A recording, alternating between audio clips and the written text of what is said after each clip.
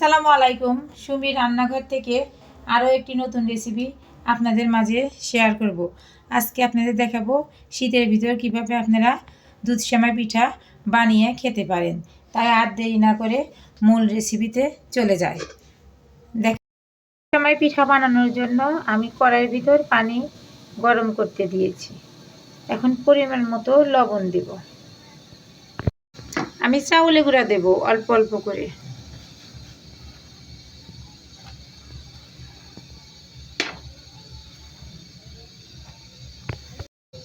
এক কাপ ময়দা দেব। এখন আমি নেড়ে চেড়ে নেব, ডোটা তৈরি করে নেব নেড়ে চেড়ে।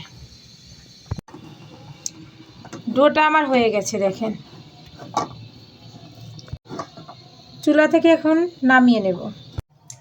ট্রের ভিতর ঢেলে নিয়েছি, ঠান্ডা করে নেব। ঠান্ডা হয়ে গেছে, হালকা গরম আছে, আমি ছেনে নেব। ডোটা আমার ছানা হয়ে গেছে। সেমাই পিঠা বানানোর জন্য আমি ছোট ছোট করে লিচি কেটে নেব। লিচি কাটা হয়ে গেছে। এখন আমি আপনাদের বানান দেখাবো।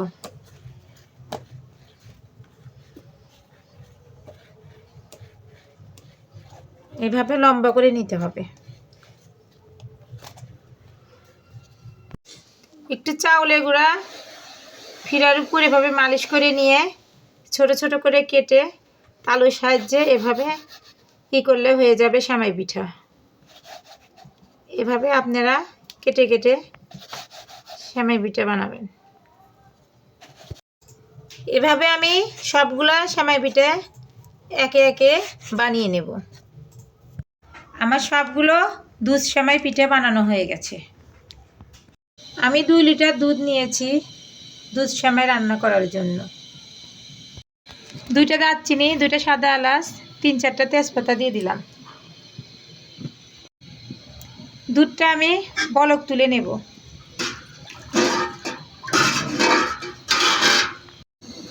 এক চামচ গুঁড়া দুধ দেব। দুধ আমি বলক তুলে নেব।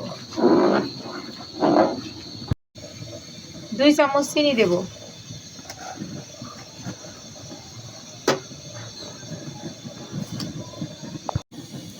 1 কাপ খেজুরের পাতলা গুড় দেব।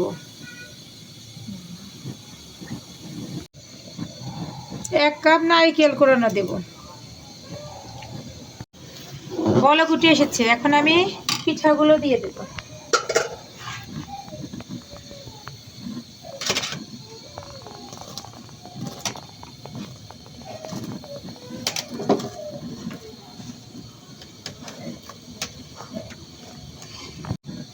এখন নেড়ে দেব। 5 মিনিট আমি রান্না করে নেব বলক না আসা পর্যন্ত। বলক উঠে গেছে, আমার দুধ সেমাই রান্না হয়ে গেছে। চুলা থেকে নামিয়ে নিয়ে এসেছি। এখন আমি প্লেটে বেড়ে দেব।